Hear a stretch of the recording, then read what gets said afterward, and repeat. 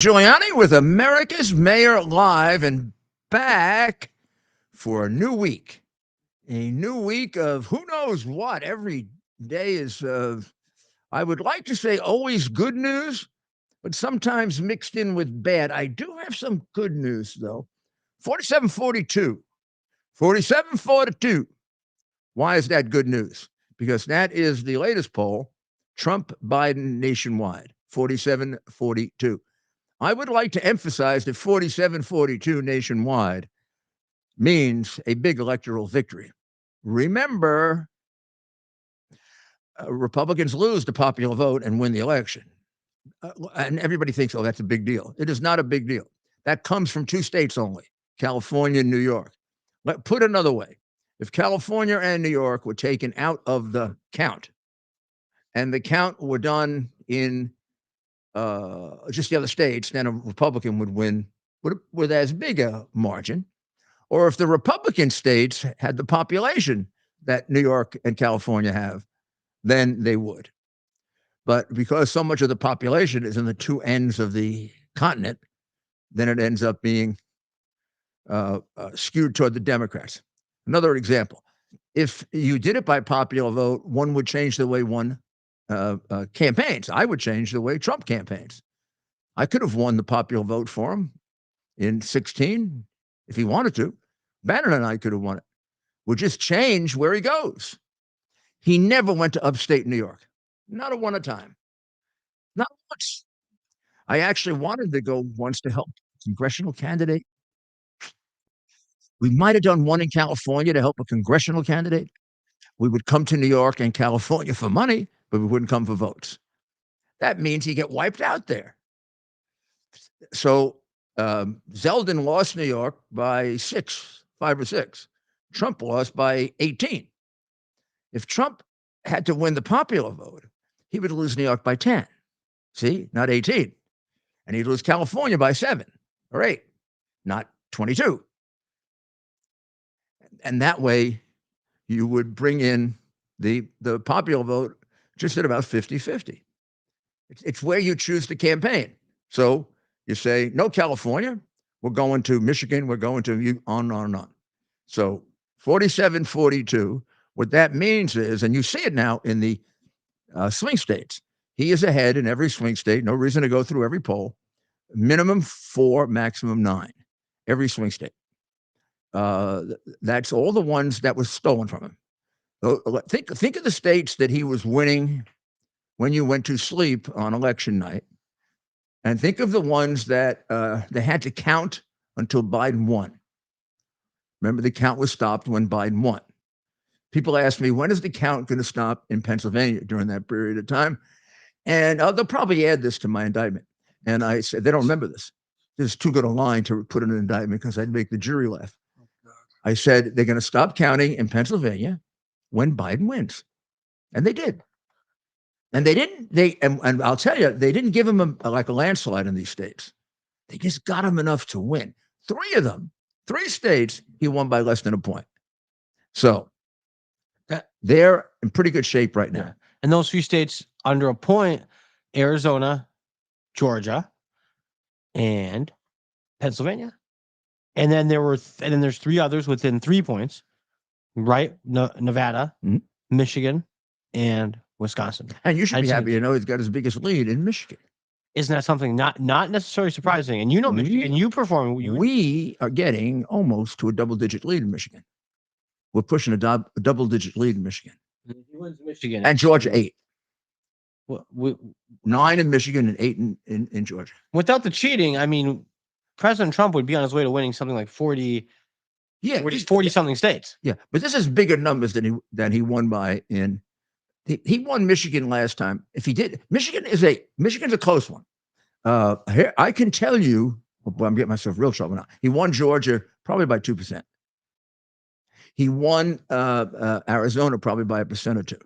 And those 2 would have gotten him really close to the top. Wisconsin, another 1% or 2. That would have put him over. Michigan, I think he won, but Michigan, I would not.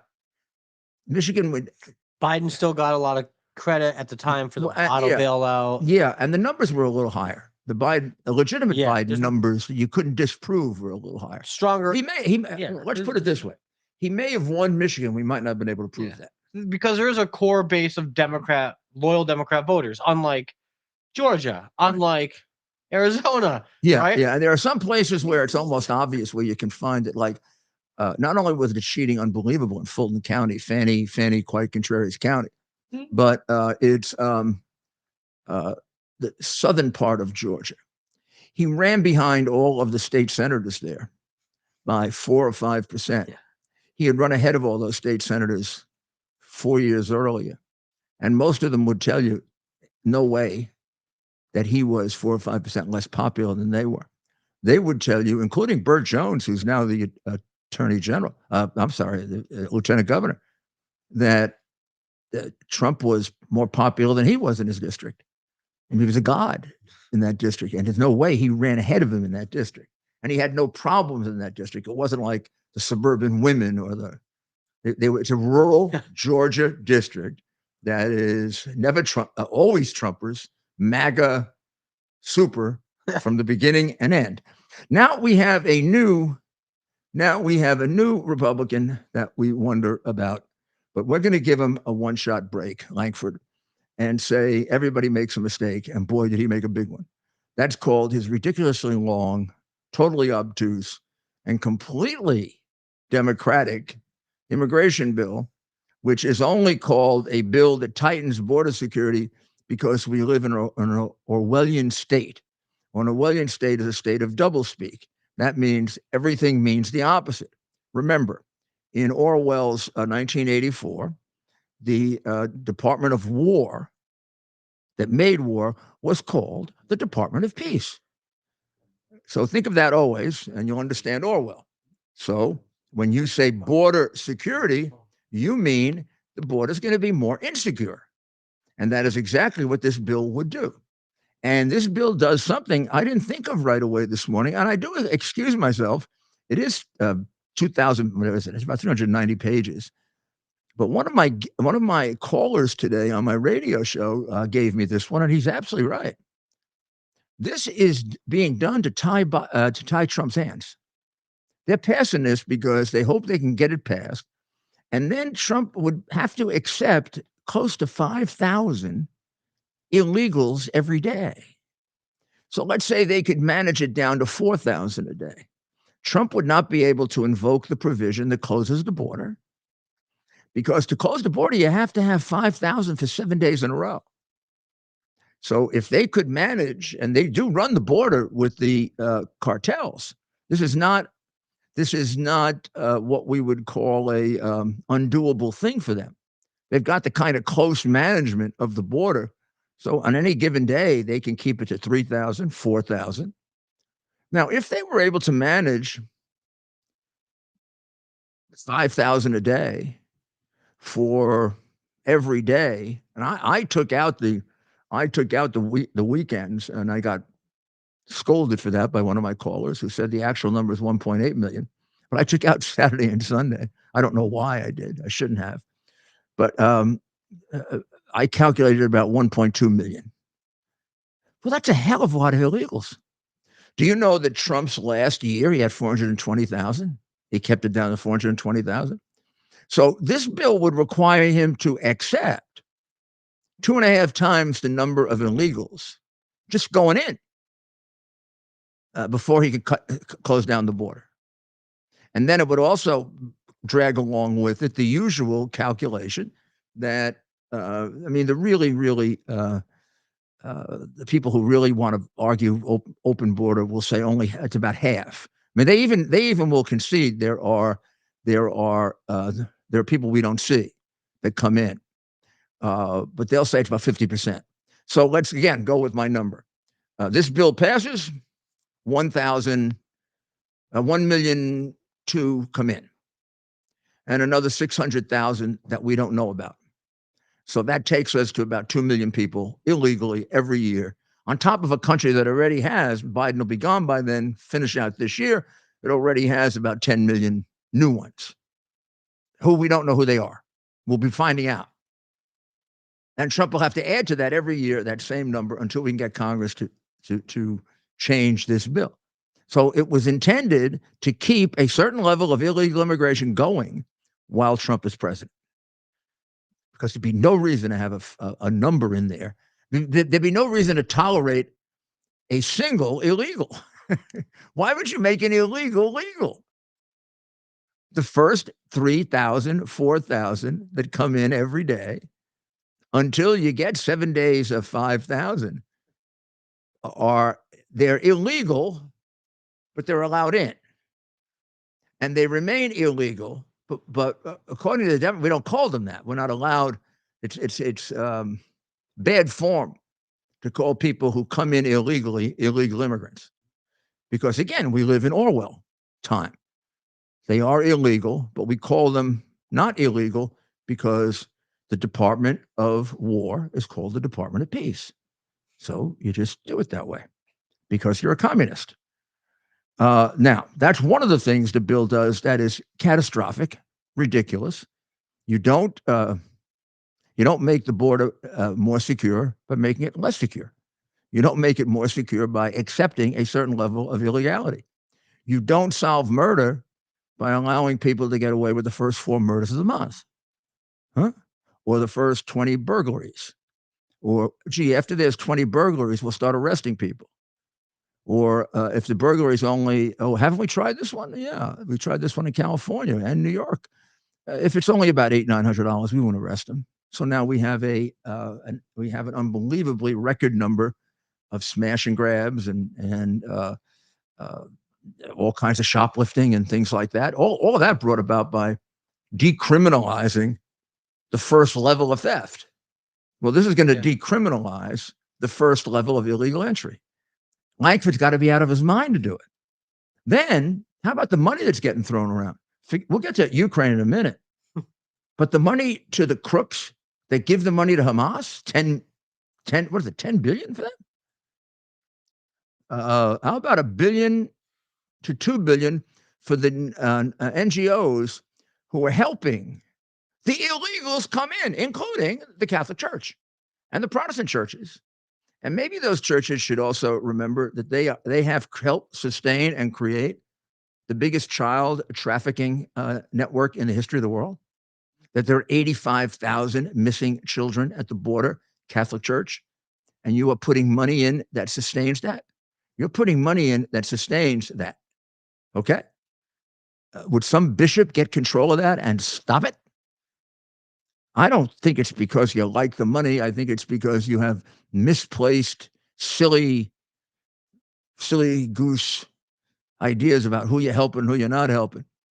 This is not the group of migrants you were helping 20 to 25 years ago. They were not controlled by the cartels. They weren't in these astronomically large Biden numbers. They were not controlled by the cartels, who selectively take in, use the spots for bad people where they can make money for people involved in human trafficking. The biggest business they're in and the most profitable. Second, drugs, fentanyl. Nobody's making it up, right? Last year, 72,000 people died of fentanyl overdoses. This year, we don't know yet. I mean, last year, the most current year that we're getting numbers for, we're well over 100,000. None of that would be anywhere near that if it weren't for Biden having the doors open, right? So now we're going to keep the doors open for a period of time until we get to an average of 5,000 a day, and then we're going to close it. So if the cartels really have the control that we think, and they can keep it below or at 5,000, we will have another million, even if Trump is president.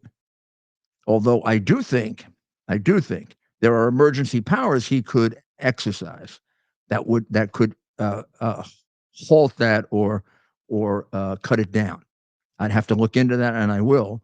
But I do think that using his emergency powers as president, he could. Another reason why this bill is totally silly, Biden doesn't need any of this to secure the border. If Trump didn't need it, why does Biden need it? Biden could get this down to half of what they're permitting, less than half, if he just did what Trump, if he just followed what Trump followed. So Trump had 420,000, they'll let in 1.2 million.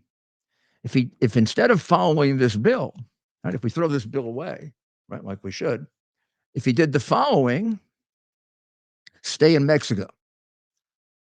How about that? Emergency deportation, expedited asylum considerations, incarceration instead of bail.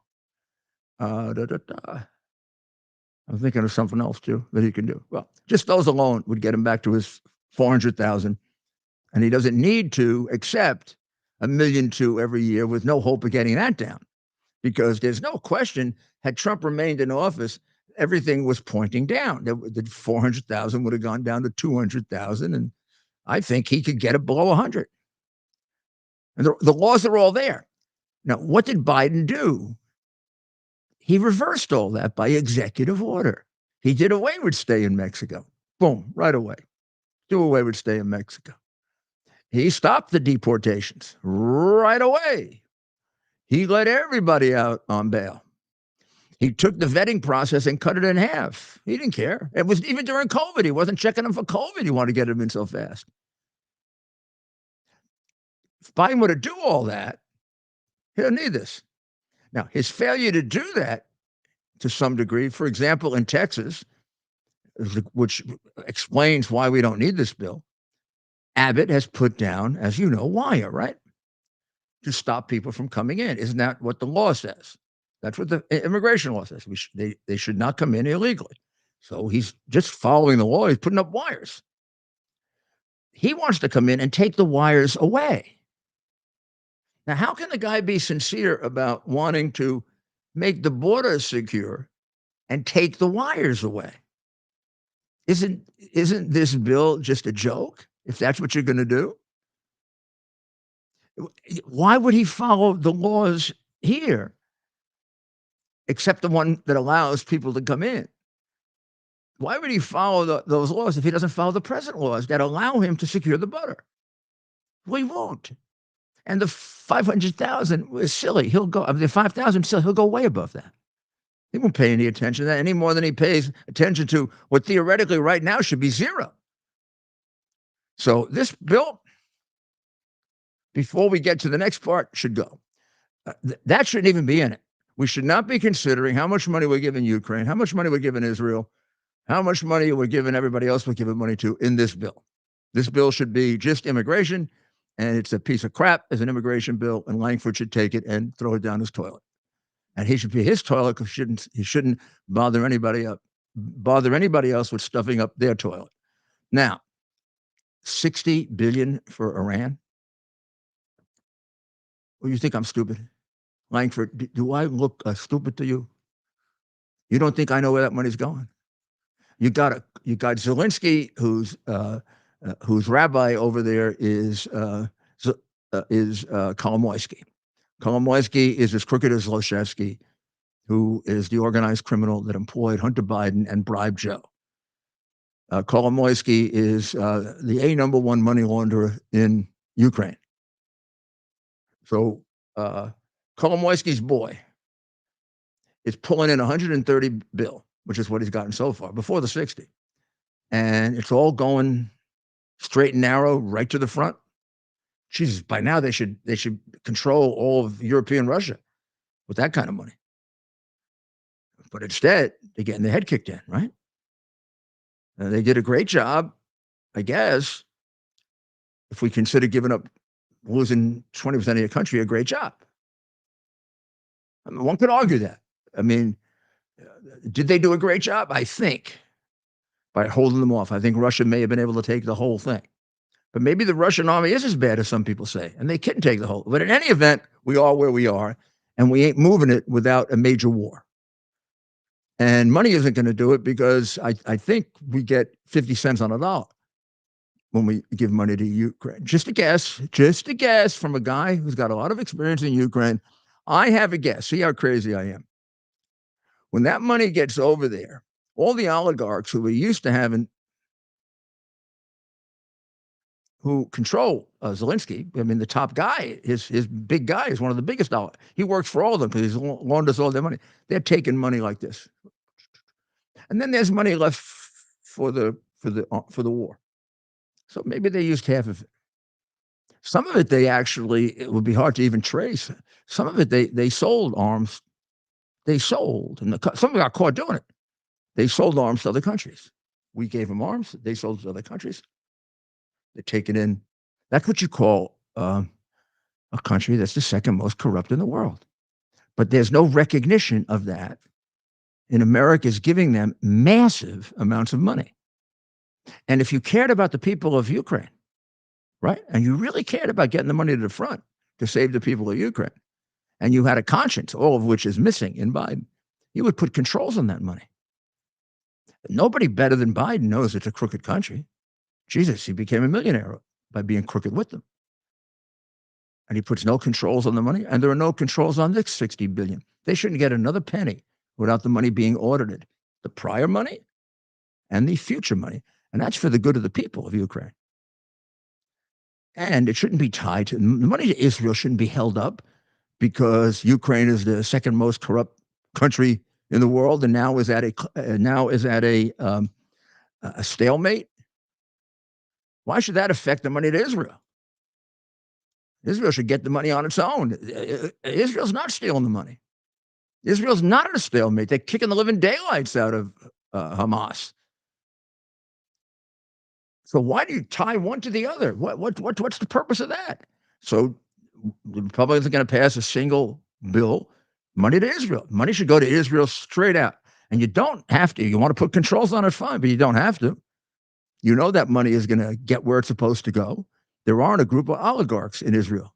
Well, Mayor, as of January 28th of this year, speaking of Ukraine corruption, a couple employees from Ukrainian arms firm they embezzled $40 million that we gave them.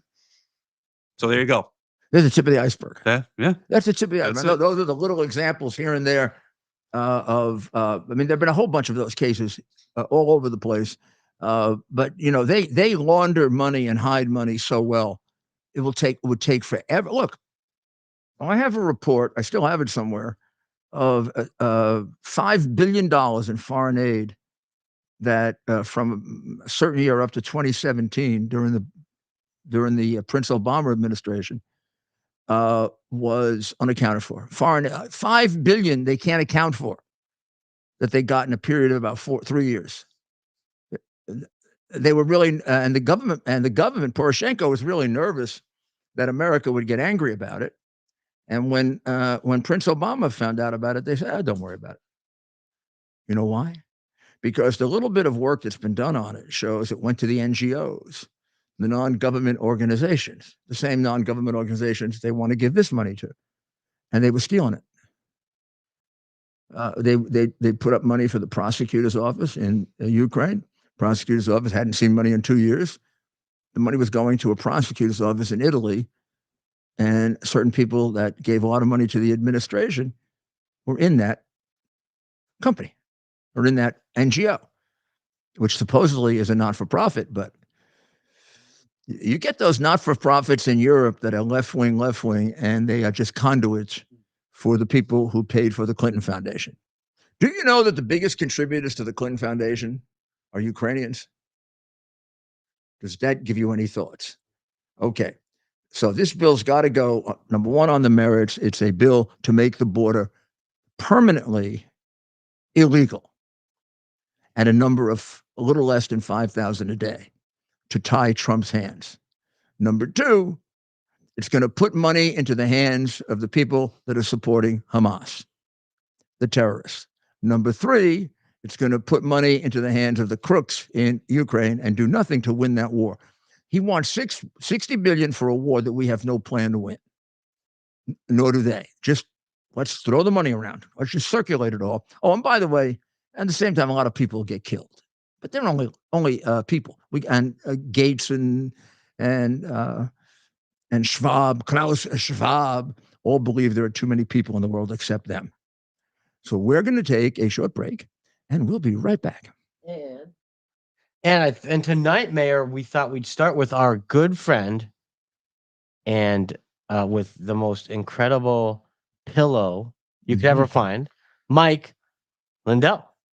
So maybe we can take a moment to talk about my pillows, my slippers, just a variety of products that the man we affectionately refer to as Mr. Pillows has to offer, and the importance of using that promo code Rudy when visiting mypillow.com.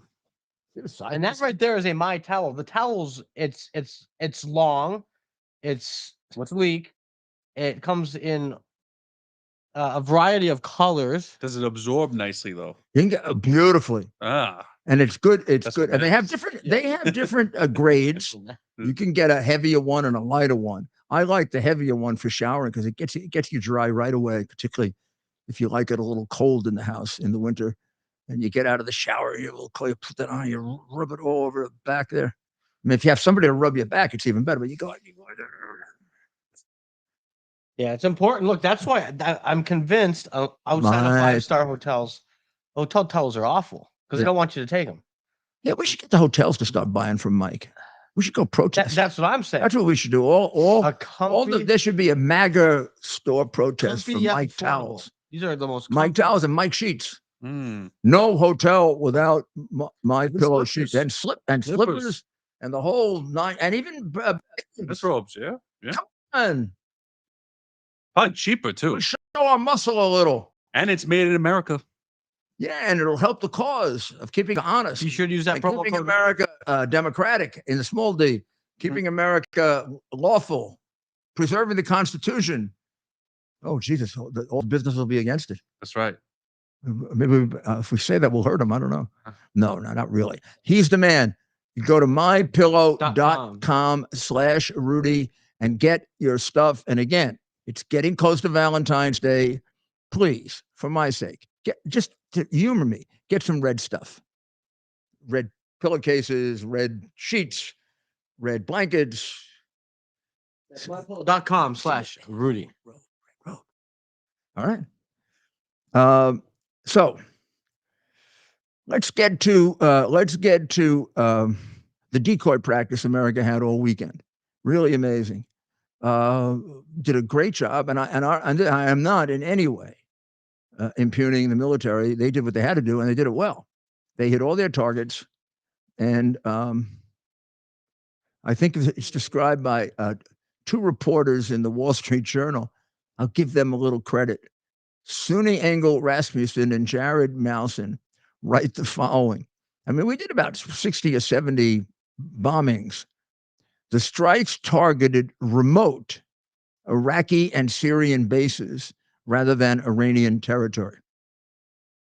The U.S. gave enough notice so that they could relocate personnel away from the line of fire. I can just sum up the whole story of the weekend for you. That's the story. We hit decoys. We hit the targets that Iran approved for us to hit. We gave them 4 to 5 days notice so they could take out all the Iranians and all the key personnel. And even with that, we did not hit the key targets. We hit remote targets rather than Iranian targets in the near or in the Iranian territory. What is that?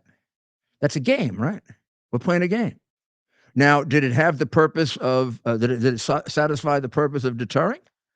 Not yet. It did not. They continued to bomb, and they have said they're going to continue to bomb. And the experts all believe that this will have no impact on deterrent. This will have no deterrent impact because we're not hitting anything important. We're not hitting anything that hurts them. See, that's what you got to do to deter. You got to hit something that hurts. To hit what they want you to hit, which is their proxies, is going to do absolutely nothing except give us target practice and probably lose us some men. In the Graham has a headline here: attack response miserable, deterrence failing. And as I said, the strikes targeted remote Iraq and Syrian bases. I usually take out the map to show you where they hit. They didn't hit any place important. There's no reason for me to do that. I just point to the map. They hit remote targets. This is a sellout. We're a complete sellout. I mean, it's an absolute sellout to put our people in harm's way to do that. Luckily, we do most of this with drones, so we're not putting anybody, too many people in harm's way. But we are getting people killed because they don't do the same thing. They hit to kill. So what's the trader up to here? Until he's willing to make Iran pay, this goes on because Iran's calling the shots. It is not a difficult calculation. Even a sub-moron like Biden can figure it out. The people calling the shots are sitting behind the curtain. And they're saying, hit America, hit America, hit America, hit America. Now comes time to stop them. And they say, oh, no, don't hit us behind the curtain. Here, go hit our proxies. But not the important proxies. Don't even go to the remote ones. The ones over here, go hit that one and that one and that one and that one. And give us about 5 days notice so we don't make a mistake and we can get all our key people out. What is that? What would you call it? You can't call that a war. It's like a boxing match. It's fixed. Yeah, it's like a boxing match with a fixing. Do you think WWE wrestling is fixed? I mean, the old wrestling was. Yeah, not fixed. I don't want to call it fixed. That kind of negative connotation. I think it's like performative art. Okay. You really were good. That's very euphemistic. I know, right? I'm learning. Older wrestling before that. Remember the old fashioned? They don't even have that anymore, do they? No. That was so much fun. About like in the 80s, 70s. I used to go to those with my father. Yeah, Really? For fun, for the laughs. It was WWF back then. It was all sued by the World Wildlife Federation. It was not only was it phony, it was well known to be phony. Right. Yeah, I used to when I was illustrating why we have the insider trading laws. I used to say because if somebody knows the answer, then they're going to be able to take advantage of it. That's why nobody bets on wrestling. Who the hell makes a bet? Have you ever heard of Las Vegas odds on wrestling? Nope. Why? Because it's fixed. So this war is fixed. And I would say maybe they're even hitting us in a way that we do not take maximum casualties, but we're still taking more casualties than they are. And what's the point of doing this? Why are we doing this? Meanwhile, I have to say for Israel, the guy that apparently in the last couple of days, our demented president used the F word about him, either to his face or behind his back. That's President Dodo referring to Bibi Netanyahu, and he did an effing. He did an effing. He's an effing bum. Imagine Biden calling somebody a bum. With all the money he's taken, he's such a crook, got such a perverted family. He's so perverted. Jeez, I've never seen Bibi. Did you ever see Bibi smell ladies' hair? No. A little girl. Has he ever shown an extraordinary interest in little girls? A lot of people are hating on Bibi right now. I know. A lot of people. What's new? Yeah, mostly left wing. Yeah, Yeah. that's nothing new. No, My even goodness, some of his people in his cabinet says he's taking this war too far. What? Yeah. Well, yeah. I mean, look, this guy's been. But they might be he's been left taking wing. heat since the 90s, 80s. He's been around for a while. He better take it too far. Otherwise, he's not going to have any people. Yeah. I mean, it's better for him to take the heat from his people and to have people to take heat from. Because if he doesn't eliminate the Houthis, the Hamas, they're going to eliminate him. So, I mean, if I were Bibi, I'd say, look, complain. I'm doing you a favor. I'm keeping you alive. Yeah. If it wasn't for me, if you had one of these pussies here, Hamas would be right back where it was, and in about 6 months we'd get another shot. Yeah. But Biden's in there working for Hamas as best he can. I mean, he's working for Hamas as best he can and calling them names. Meanwhile, He's really working for Iran, right? Yeah, but meanwhile, Bibi's working for us. He's taking out the Iranians. The only Iranians that have been killed, let's be clear about this. The only Iranians that have been killed, even though the Iranians are directing the killing of Americans.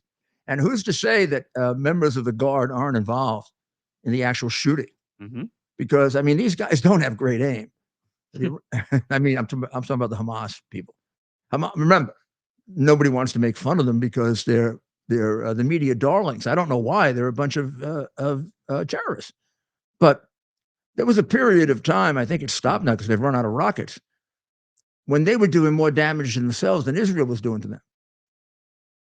I can find you days in which they kill more of their own people than the Israelis did, because 20 to 25% of their bombs backfire. I'm not sure it's worth shooting bombs off if 25, you see, if you cared about your people, imagine if, you know, we were in a war with Canada close, and half of the bombs we shot into Canada blew up the United. I would stop. I mean, it'd be kind of useless. Canada could just sit there and wait for us to destroy I ourselves. don't know if we could show it on. So if you go into Gaza, they could probably locate places that were destroyed by the Palestinians, destroy their own place. So you want to ask a question? You look like you're jumping up and down there. What's the question? Yeah, and yeah, I mean, it's like, and why won't Egypt? I mean, when you talk about the so-called problem of the Palestinians. By the way, I feel like the Iranians are doing more harm to any so-called cause of the Palestinian people anyway, right? I mean, Well, they're using Hamas, or they're using Hamas and the Palestinian people. yeah, I mean, Hamas has their own problem. I mean, I don't want to excuse by approving Hamas attack on Israel, they have cost the lives of 25,000 Palestinians so far, and it's going to get worse. And the Israelis have no choice but to eliminate them because they are dedicated to the elimination of the Jewish people. I mean, this isn't being done out of meanness. Hamas. Well, the Palestinians are dedicated to it. I mean, you see the training. You see the training that the children get. The training put in by the UN, who we paid for. They're trained to hate Jews, to kill Jews, and death to Americans. That's always tossed in there, by the way. That's an extra added bonus you get in Palestinian education. It's very similar to Iran, where when they found out that we were giving them $6 billion, they must think we're nuts, by the way, giving them $6 billion. They had a demonstration. Mm-hmm. One would think the demonstration was to thank America. No, the demonstration was end Israel, death to the Jews, and death to Americans. So they get $6 billion from us, and they want to kill us. That will give you a sense of how much they hate us and how much they want to kill us. And it isn't just words. Soleimani and now his successors, they feature killing Americans. Soleimani was an expert at focusing on and killing Americans. Did it all throughout the Iraq War. And luckily, Trump put a bomb on his head, and there was one person that I remember opposing it. Just one person opposing an American killer terrorist, and that was Joe Biden. And you elected him your president, or did you? Now let's look at New York for a minute and the attack here, because it gets more and more complicated. The mostly Venezuelan, one Ecuadorian, I believe. Yeah, but I just want to explain that these people are now in what we call in law enforcement in New York. Don't know if this is a universal term. In the wind. They're now in the wind. And it would be predictable that they'd be in the wind because they weren't held. And they weren't held because our communist, Soros sponsored anti-American murderer of a district attorney set them free without bail, when he could have, under the law, even though the law is very restrictive, and we usually get to blame the law, not him. Under the law, he could have asked for bail. And the judge could have imposed it anyway. So we take a combination of the communist American-hating DA and the communist American-hating judge, and the people who beat up the cops are now 8+ are now out on the street, some of them all the way somewhere in California. Good luck finding them again, right? Until they beat up or kill somebody. I know it's unimaginable to describe this. And New York, like for example, Hochul Pokel, that's what I call our governor, says, well, she took a little while. She first said we have to seriously consider deportation. Then she said they should be deported. She doesn't know that she has a law in her. She's got an executive order signed by her successor that doesn't allow her to turn them over to immigration. She doesn't know that her successor Cuomo, who was, in the nursing home business, that he signed an order preventing the turning over criminals to the Immigration Service. And there's a law in New York preventing Adams from doing it. But Adams either doesn't know because he doesn't have time going to the clubs at night to read things like that, or they haven't told him, or he doesn't care because he's basically all show. But right now, New York, if New York wants them deported, it's going to have to violate its own law and turn them over. Well, Mayor, I was going to say, don't forget to let your viewers know who started the bail reform law. That was Governor Cuomo. Yeah, Governor Cuomo started it. Yep. Hocus Pocus and Adams can't get it revived. That's right. Or changed. Right. And the sanctuary city, they haven't tried to change. No. And Adams, up until the last time I heard him talk about it, is still in favor of a sanctuary city. And despite the fact that we're overloaded, we've gotten 170,000 illegals that have come into New York, 65,000 in New York City housing.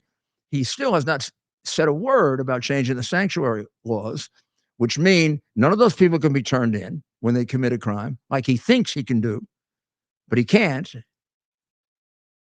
This is, and why? And I mean, even Biden would have no ability to say this, but I mean, if we had a legitimate president that was actually enforcing the law, and New York came to them for more money, the president would say, "Why should I give you money? You are violating federal law by not turning over the illegal criminals. You're a lawbreaker, and the entire state and city are lawbreakers." And Mayor, what a lot of people don't know is, because they're not in the know of law enforcement, in these shelters, these migrant shelters, not regular homeless shelters, a lot of these migrants, illegal immigrants, are raping young girls. They're stabbing each other. A lot of this stuff goes unreported, and there's fights every night. It just gets swept under the rug. Yeah, the only place they look, and it's a Randall's Island one. Yeah, they look at Randall's Island and they look at Roosevelt, right, to some extent. And they've had 40 arrests in a couple of weeks there. Yeah. I mean, the place is walk into Roosevelt. A lot of these sexual assault and stuff gets swept under the rug because the illegal immigrants just do what they want to do, and the guys at the shelter, I guess, whoever the security guards, whoever's in charge, they just look the other way because they don't even want to be bothered. So it's a really big problem. They're raping their own women, and they're raping other women. Right. And sometimes children, 15-year-olds, 14-year-olds. Yeah. And the ones they haven't given out for trafficking. Exactly. Which I am told, Mike, is a bigger business than drugs. I have a hard time. I maybe because that's what I prosecuted, narcotics. I have a hard time believing it makes more money than fentanyl. I guess a human being costs more than a kilo of cocaine. You know what they say? Fentanyl these days. It's also repetitious profit. Right. The fentanyl does have a problem. Fentanyl kills a lot of them. Right. Think about it. If you're selling heroin and you're selling cocaine, usually there are no overdoses. You get to sell it for life. And life is a short life, but it's still 12, 15 years. Right. Here you're knocking off a large percentage of them like that. Yeah, it is a shame, Mayor, because a lot of these girls and young women who are looking for actual better life here, they get tricked by these cartels saying, we'll get you to America, we'll get you to America. And then before they know it, they're getting sex trafficked. I'm sure. It's nothing. I don't know. Bad. Not being able to have, I don't know if we have the capacity to have undercovers in these operations. Probably not. They're too new, but there probably are girls that are decent girls that get roped into it. Right. They're just coming here trying to get a new life for their families. And all of a sudden they're either starving and they have no way to make a living, or they're physically abused. Right. Well, they beat the crap out of them. Well, look on Roosevelt Avenue in Queens. The whole avenue is just now brothel. And also look at the look at the Muslim religion as they practice it, and the disrespect it teaches for women, just to start with. I mean, just think of how they're brought up as a culture, which is to have total disregard for women. Right. Well, I mean, like the girl in Iran who got herself killed because she had a little hair out. Mm-hmm. Sick. Yeah. Sick thing. Aminci, I think her name was. Aminci, I think. Well, we'll take a short break and we'll be back. The foundation delivers on its promise to do good and never forget the sacrifices America's greatest heroes have made for us. Heroes who risked their lives to keep our communities and our country safe. Heroes like United States Marine Corps Captain and pilot John Jeremy Sachs. Captain Sachs sustained fatal injuries when his military aircraft crashed during training, killing him and 5 other service members. He's remembered by loved ones as courageous, brilliant, and devoted to his career, family, and friends. John is survived by his wife, Amber, who gave birth to their second daughter 3 months after his death. Tunnel to Towers paid the mortgage on the family home for Amber and their 2 daughters. The foundation has helped over 1,000 military and first responder families navigate the worst of times by removing the burden of a mortgage payment. Our nation's heroes and their families need your help now more than ever. Donate $11 a month to Tunnel to Towers at T2T.org. T2T.org. That's T, the number 2T.org. T2T.org. Please donate now. The exact one you're looking at. You're live. Okay. Well, we're back. We're back. And it's we should have music for this. We got music. We got to be consistent on the timing. I think 8:30, No, so people can follow along with us. Well, I don't know. And so I mean, That's a good idea. Then they can have it with me. Yeah, and then something to look forward to. It's the halfway point of the show, and it's a way to Two vegetables. Don't forget vegetables, fruits. You got to have your vegetables and your fruits. Be sure to visit balancenature.com. This is the way to get it, babes. Got to use that promo code. We got a big election coming up. We want you in good shape. We want you voting in person early. In person. But only once. Don't take a risk on in person early. Oh, vote early. Like those Democrats. Vote early, but shall we show them again, for those who didn't see it last week, who might have been on vacation or not listening to us? Let's show them how these Mayor Adams is fond of saying this is like the tired and the poor that are coming here, and we have a tradition of helping people like this, and therefore we should do things where actually we're just passing a law to provide another 700 million or 800 million in credit cards for them. Imagine we give them credit cards. They come here illegally. Wouldn't you like to go somewhere and they gave you a credit card? Meanwhile, a debit card? He gives us debit cards and we live here. And people who actually need food stamps, Mayor, Yeah. and all that stuff, all that welfare, they're having trouble accessing this stuff. The city's slow to give it to them. Because a lot of it's getting processed out of the same offices. Yeah, it's crazy. It's happened a few times. It's happened with visas and yeah. And they were getting priority over veterans on housing. It's sick. People who serve our country get thrown out, and these criminal. Now, but these are very, very good. Mayor Adams is very fond of saying, of course, he brought them all here to New York. That's why they like New York better, because back 2 years ago, he was offering them health care. California just gave them health care. He's been giving them health care for 2 years. No wonder they come here. But now, look. I just want you to see that how peaceful these people are. These are they're seeking asylum in the United States. These poor things.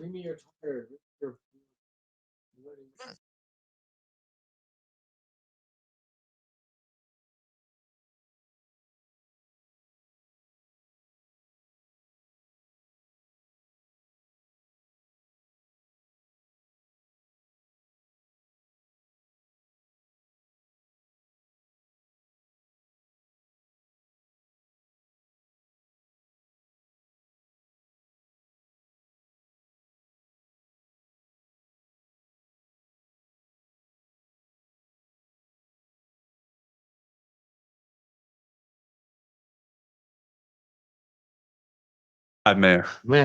So those people are now in the wind. They were arrested for that by the New York City Police Department, as the New York City Police Department should do, the best police department in the world. And imagine how, among other things, and Mike can speak to this, imagine how deflating it is, morale busting it is to have these guys released in less time than it took you to get them to the precinct. Yeah, Mayor, we all thought these guys would end up in Rikers Island where I work, and Alvin Bragg had different plans for them. He released them, like you said, no bail, and now they're in California. He We'll had a never see them choice. again. He had a choice. He Yeah. could have asked for bail. He didn't. I emphasize that. The judge, on his own, could have said bail, so they didn't go out and do it to other cops. And also, there's a certain thing here that's very important.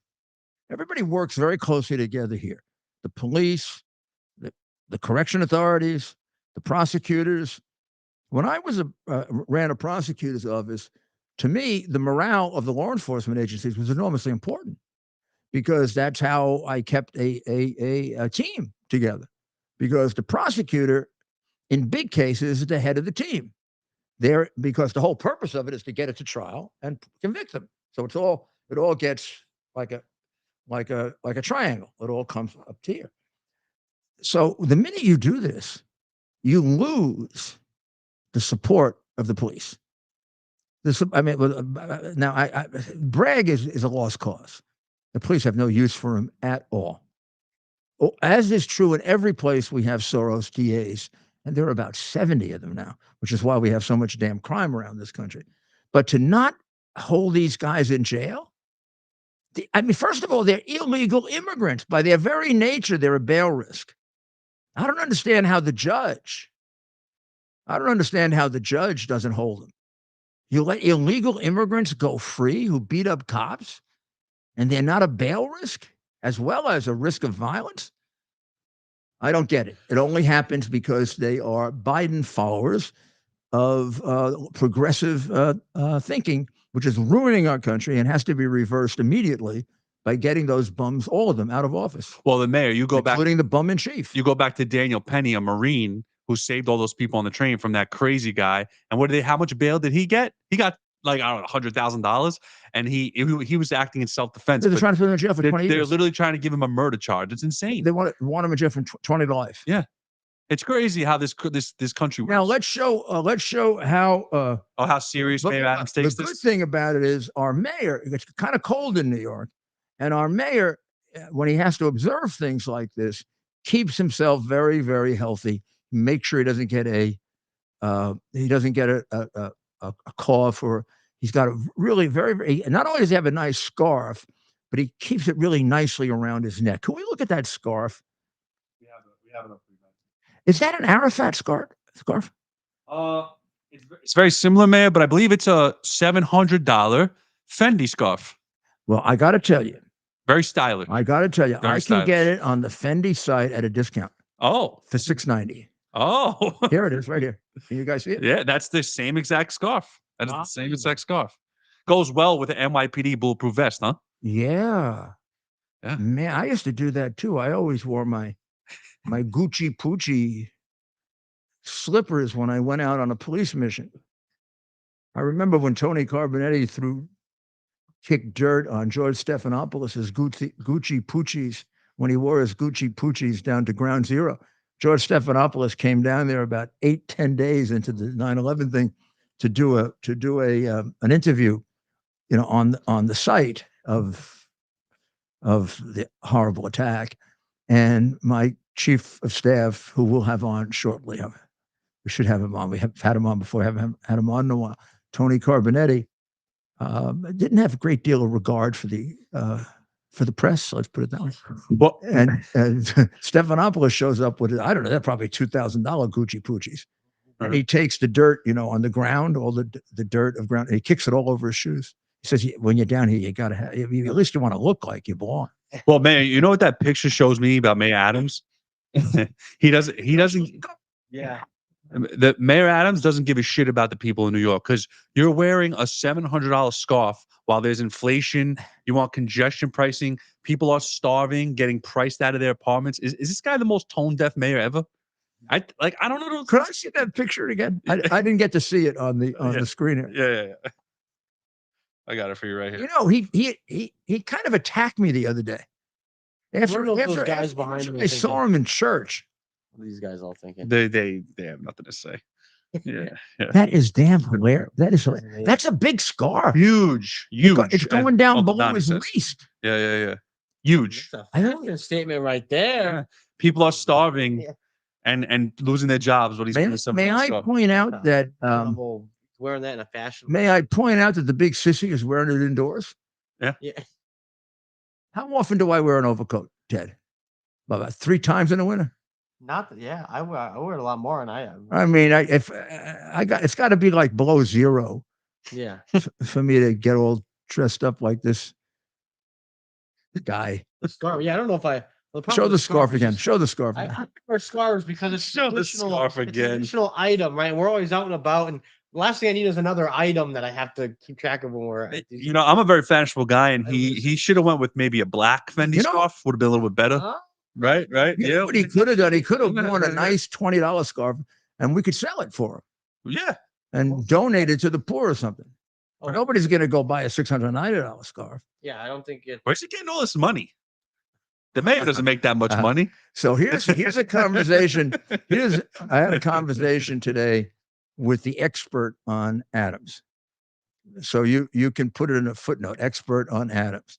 The expert on atoms told me from the beginning, and the 2 experts on atoms. He's backed up by a second expert on atoms, who's even more of a law enforcement expert, who predicted to me the guy's going down. The guy's going down before the 4 years are up. Now, I do not. And that's not Curtis. No. Curtis. Today, I said, I wonder how Adams would explain this. I should really have Curtis in here to talk about Adams.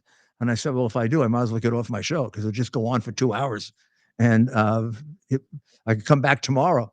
And he'd still be talking. Does that guy sleep at WABC, by the way? Yeah, to talk about Adams. We bring any opportunity to come on and talk about. You get a little break, and he's like, Adams today. But I mean, there's plenty to talk about. Adams has given him plenty to talk about. Unbelievable. So these guys now have gone to California, where they're looking for some cops to beat up. So they'll go to California, and the Soros prosecutor there will let them out. Now, you should know that a New Jersey-based migrant ring was caught, and they're smuggling immigrants from Guatemala and Colombia, illegals, probably to effectuate the drug trade, if I'm not mistaken, or they could be people just coming over. They're getting $6,000 a head. They operate out of New Jersey. Now, listen to this, enterprising. This will show you why you get the gotaways. They're doing it over the Vermont-Canadian border. And they're getting in, like a decent number where they got in about 10,000. So put 6,000 against 10,000. This is a real money operation.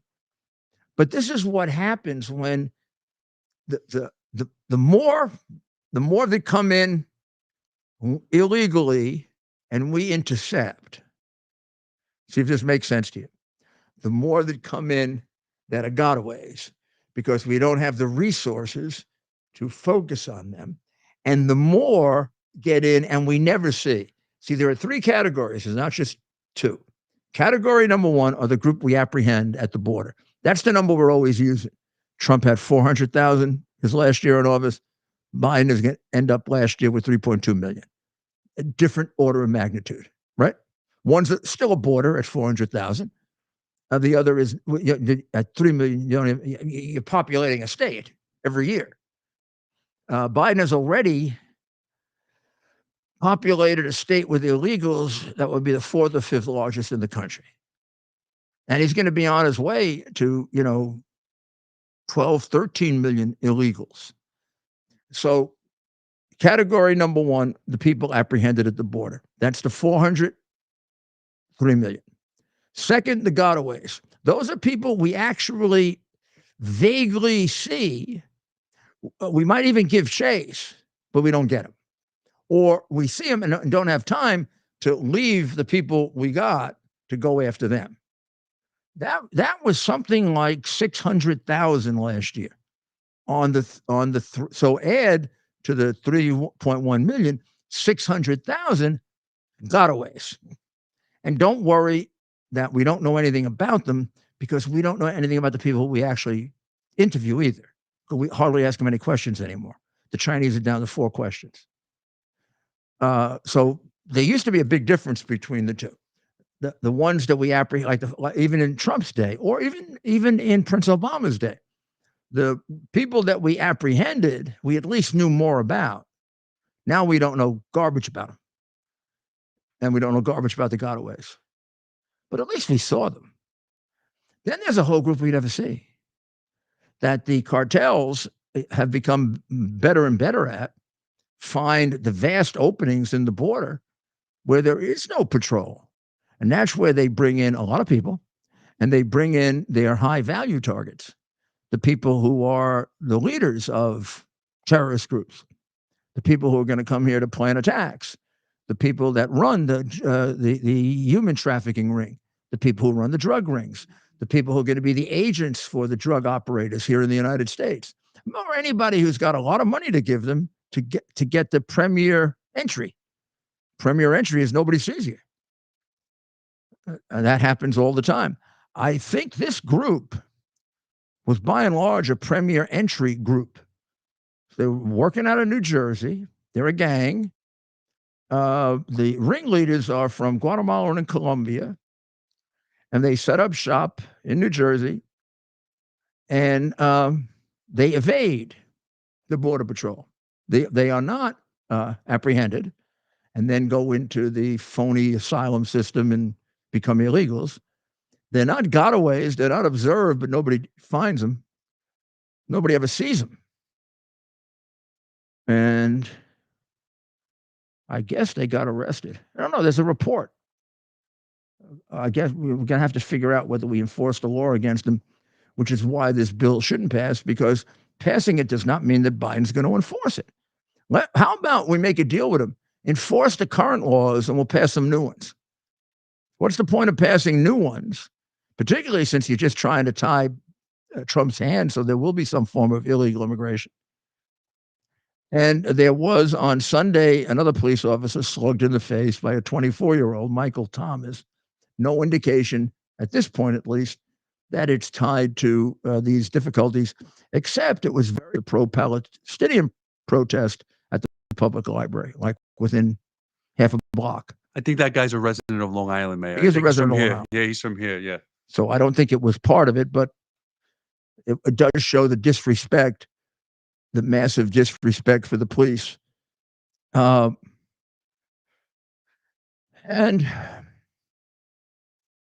it leaves us with a city in which the crime problem is completely out of control. And then add on to that the enormous number of illegals that we have here, and it's a completely unpredictable city at this point, where anything can happen, and our cops can get beaten over the head, and nothing gets done about it. And soon, well, I'm not going to say it. Let's just hope nothing worse happens. The polling continues to go in the right direction. I told you that. Trump is now over the candidate who doesn't know the cause of the Civil War by 79-19.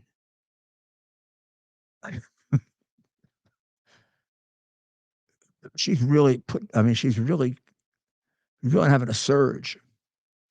79.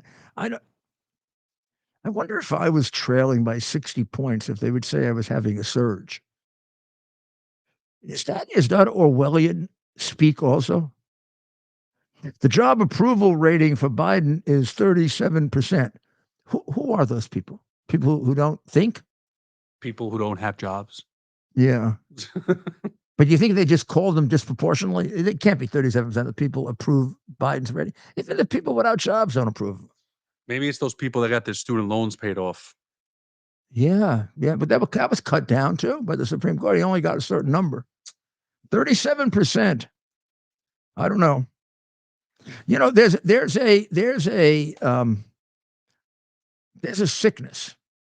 There's a real sickness in the Democrat Party, particularly with minorities who support charter schools. Minorities should support charter schools. The difference in performance for minorities in charter schools as opposed to public schools is enormous. And the charter schools in New York are 90% minority and 90% the same demographic, including poverty, as the public school. And they have different groups. This is not the largest group, but it's one of the larger groups. It's the Icon charter schools in the Bronx. They have an 84% proficiency rate in English. That's double the amount in the rest of the Bronx schools. Double. Wouldn't you want your kid to go to a school where he's got double the chance of being proficient in English? If you love your kid. And in math, they have an extraordinary 92% that have achieved, which is 58 points higher than the rest of the schools. So, plus the level of crime, the level of disorder is almost non-existent in comparison to the public schools. So you would say, well, wow, there's your answer. Charter schools. We have put a limit on the number of charter schools. Right now, the limit is, let me see if I have it here. The limit is in the hundreds. The statewide cap for charter schools is 460. Remember, we have over 1 million public school students in the city, and only 290 for that million in New York City. Icon has 3,600 applications for 250 seats. Think maybe the minority parents want it, those 3,600? Those 3,600 are being told, I'm sorry, you got to accept what the state says is the right education for your kid, because we are controlled by the state. Right? See where we're going, guys? You see where we're going? Now, if I look broadly at this, we're talking about thousands and thousands of minority parents who want to get their kids into charter schools who can't because the Democrat paid off politicians will not lift the artificial limit on charter schools because they're being paid off. People say, Rudy, how is it a crooked state? Oh, let me tell you the ways. How about the teachers union pays off the minority politicians to vote to screw their own people? And they do it dutifully.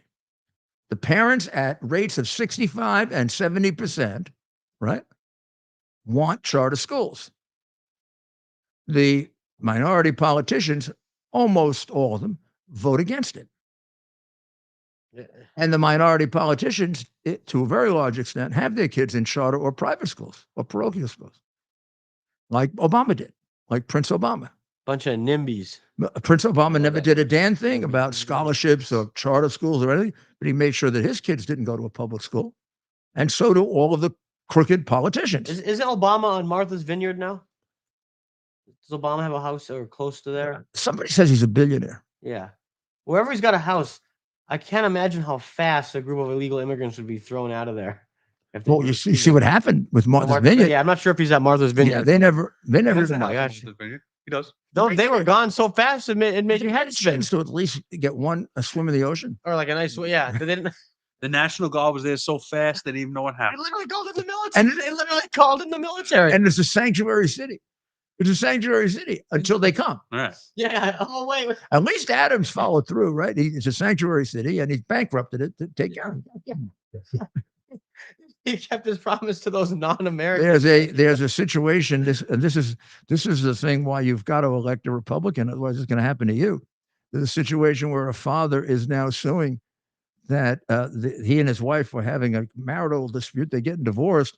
The wife got control of the kid and started changing the kid's gender and giving him hormones, and they were going to chop them all up. And the father finally stopped it.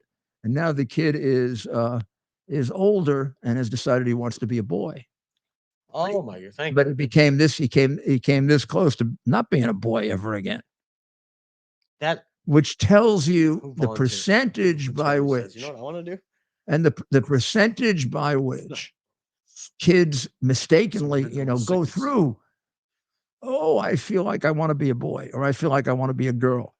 Well, gosh almighty, I think 90% of them, it's not really gender dysmorphia, or what do they call it? Gender affirming surgery. Gender affirming surgery is to chop your genitals off. Yeah. This is, again, we're talking about Orwell, and we're going to start making a list of all the words that are lies. They say one thing, it means the other. War, the Department of Peace is really the Department of War, right? Yeah. And here, gender affirming surgery doesn't affirm your gender, it mutilates you. And and permanently makes a decision. And it makes it permanent when As a 6-year-old, when the scientific evidence is that the vast majority of people will change their minds over a period of time, like this little boy. And this little boy turns out to be a success story, although the parents are still in tremendous dispute over this. So I can't imagine the psychological damage they're doing to this kid. It's insane. So tomorrow, I guess we've got a whole bunch of, I imagine tonight, do you think Iran, actually, you think they tell us where we can hit, or we just kind of figure it out, and then we end up, as the Wall Street Journal says, at remote, fairly useless targets? With Biden as president, they know that they're in a it's a predictably weak response. They know that's what's coming. Under President Trump literally took out the head of the snake. He took that guy out. With Biden, Mayor, it seems like they're willing to take. They've been between Hamas, Hezbollah, all the attacks on U.S. installations and military personnel, the Houthis. That's like the most busy shipping lane in the world, and you have the Houthis attacking shit, not just America. I mean, no, they're attacking whoever they can get to. Try to time and even a lot of our strikes that we call strikes are defensive strikes. Yeah, they're not attempts to stop it. It's like we have desperate. We have to do. Yeah. Well, it's you know him more than almost anyone. President Trump wouldn't allow that to happen. Which first of all, they wouldn't do it under President Trump. Yeah, they're right. That's Houthis would be out there shooting at these big cargo ships if Trump was president. There's no way. Yeah, they would, and then we'd be saying a few months later, we'd say, Houthis? Who are the Houthis? I don't even remember. Who are the Houthis? Who? Houthis? Who? They used to be. Yeah. It's like they used to be ISIS. I remember. Yeah. So washed up. Yeah, they used to be Houthis. They used to be Soleimani too. Yeah. Can you imagine if Biden's having trouble fight a bunch of guys in flip flops and Kalashnikovs? Are you for real? Are you for real, Mayor? And he's got these guys. They're feeling their oats, right? They keep getting away with all this stuff. They're like, they literally they probably run around in flip flops with 1980s weaponry, and Biden's having trouble killing them. I'm very confused. Which ones are we talking about? The Russians, the Russian Houthis. I'm talking about. The Russians and the Ukrainians are down to the people that don't want to be drafted. Right. Oh, we got some good information on Ukraine for tomorrow. The ones who are fighting don't even want to fight anymore. Right. They're being forced to fight. Yeah, and I'm hearing they're having real trouble recruiting people in Ukraine. Yeah, it kind of reminds me of World War II. They're throwing in 40-year-olds and 45-year-olds. There's a guy that got caught to pay somebody else. And he said, "Gee, I'm 44 years old. I can't fight." It's very Hitlerish of Zelensky. Yeah, days of the Nazis. Making the Hitler youth, forcing them to fight the Americans. Yeah, and the old men and women. Yeah, well, all was left. Right, last days of Berlin. Get out there. And here's a guy. I don't understand why Zelensky doesn't ask his patron Kolomoisky to fund it. The guy's worth about $50 billion. The crook that wrote. Why would he spend his own money? His own money. When America just gives him whatever he wants. Well, he's actually a patriot. Yeah. I mean, it's very hard for us to understand this. And this is why it's so dangerous and why I know the money's being stolen. The people stealing the money are not just the people that are against it. They're in favor of the Ukrainian effort. They may even go out and fight and risk their lives, the guy stealing the money. But they still think they're entitled to half that money. It's a culture. Like Kolomoisky, his patron, was a hero of the 14 war. He went into the streets for his town, and he helped to fight the Russians off. Meanwhile, he has all his life been the number one money launderer in the country. He takes care of all the organized criminals, all the murderers. He even takes care of the Russians, and he hates them. But he is an expert money launderer. He runs Privat Bank. You can look it up, Privat Bank. Well, Mayor, you don't want to give too much away since you're doing a nice Ukraine episode tomorrow. Should save some information. Okay. Yeah, yeah. I just gave old information. All right, all right. But I mean, I don't have to. I don't know exactly the information that you guys acquired, but I bet I could guess it. I know Ukraine. Remember when Nikki Haley didn't know the provinces she wants to save, and you said, "Do you know them?" I said, "Know them. I could give you the direction how to drive there." No, and I do want to talk to you. I was talking with some folks, and we're hearing some interesting things from inside Ukraine, from people who. Well, there's got to come a point where the stalemate begins to create terrible problems, because plus, the other thing that's nutty, and there's so much to bring up about this Langford bill. We got to play it. How do you put 60 billion in without a plan? So if I say to Biden, you want 60 billion for Ukraine? Yes. What's the goal? Yeah. Some highfalutin language. We're going to drive Russia. We're going to drive Russia out. That's a great point. What is? We're going to drive Russia. So after we spend the 60 billion, and let's just, as friends, why don't we just agree to disagree? But let's just say that 30 billion goes to the front and 30 billion goes to Kolomoisky for his personal account. And then Kolomoisky makes sure the other oligarchs get their piece. But you know that system, Joe. You participated in it. You made a fortune with it. Yeah. So let's assume we spend the 30 billion, because that's all they're going to have. They're not going to have. Never figure. You give money to Ukraine, do a haircut for the crooks. And Zelensky, for sure, since it's a crook, to put him in, took him out of his television studio playing prime minister. He owned that studio, the crook. The organized criminal, takes him out, makes him, all during the period that Zelensky was an actor and not in government, and Poroshenko was the president. Kolomoisky, like Zlochevsky, who bribed Biden, was exiled because he was a massive thief. And had they used the law properly, the country could have taken his money back for the good of the people, which certain people in Ukraine wanted to do, the honest people who are squelched with the help of Biden. It's very, very hard to explain to you and get you to understand really what's going on there, because it's very hard for Americans to get it. It took me a while to get it, but I was there for quite a bit of time, and I got to see it up front. And I got to listen to the complaints of the people who don't agree with it, because, as you can imagine, it's not a society that 100% approves of this. There are a lot of Ukrainians that would like to live in an honest country, believe me. And they are, and I would tell you, they're people that you can really love. I mean, they're very, very good people. It's a exceptionally good group of people. They're very well educated. Even the ones that aren't well educated are well educated by themselves. They're smart people. They are industrious people. They're brave people. And they're religious people. And they are completely been completely dominated, not only by the Russians and the Germans, but just like some of the minorities in the United States in the poor areas, by their own people, the crooks who turned their backs on them.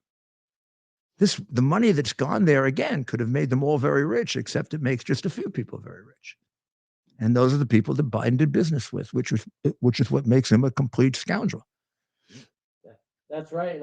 And Mayor, that's right, Mayor. And we are getting reports that tonight, during a private meeting, Capitol Hill Senate Republicans met, where it appears that, and we could have predicted this, it appears that the deal is on the brink of collapse. Not that it really had any air in it from the start, right? It didn't really seem like it. You mean the make sure that 4,000 Trump has to bring in 5,000 illegals a day, Bill? Yeah, gee, yeah. Breaking news. It ain't too Make- popular with To Senate. make sure that Trump has to bring in 1.4 million illegals per year, Bill. The 60 billion for Ukraine, half for the war, half for the crooks. It's dead. The bill's dead. And it's interesting. I think the And company. how about we give? We're going to get the 14 or 17 million to Israel. I mean, which seems almost like a drop in the bucket compared to the money get that we're paying to the get them crooks. done separately. Of course, they should get that. Yeah. What's the connection between these things? Yeah. The Congress should have the right, the people, representatives should have the right to evaluate these separately. Whether Israel is entitled to the money or not has nothing to do with whether Ukraine is. If only we get Chuck Schumer. And whether money should be going to NGOs that are helping illegal immigrants should have nothing to do with whether Ukraine gets money. Well, we'll be back tomorrow night. There should be some very interesting developments with the bill. There are reports that we plan other strikes. Let's see after 1,000 or so if we hit something worth it, as opposed to the remote areas, as I pointed out to you. And let's see if it has any effect on stopping them from hitting us, which is the whole purpose of it. So far, no. Let's say a little prayer let's say a little prayer. Let's add to our prayers, not just the people of Israel, but the people of Ukraine. Because really, when we talk about corruption there, and it's very bad for us that there's corruption there, but it's much worse for the people of Ukraine. And I know them, and we did work for them. And I'm so proud of the people at Kharkiv. I actually brought that up on my show last week because they fought off the Russians again. And I work with them. That's why I say that. Let's say a prayer for both those peoples who are living under war right now. And let's pray for the people of the United States. And then let's just say goodnight by saying, God bless America. Is to bring to bear the principle of common sense and rational discussion to the issues of our day. America was created at a time of great turmoil, tremendous disagreements, anger, hatred. There was a book written in 1776 that guided much of the discipline of thinking that brought to us the discovery of our freedoms, of our God-given freedoms.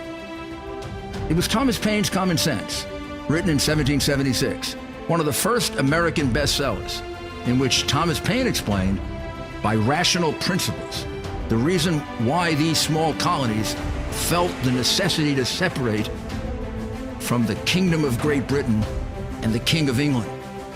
He explained their inherent desire for liberty, for freedom, freedom of religion, freedom of speech, the ability to select the people who govern them. And he explained it in ways that were understandable to all the people, not just the elite.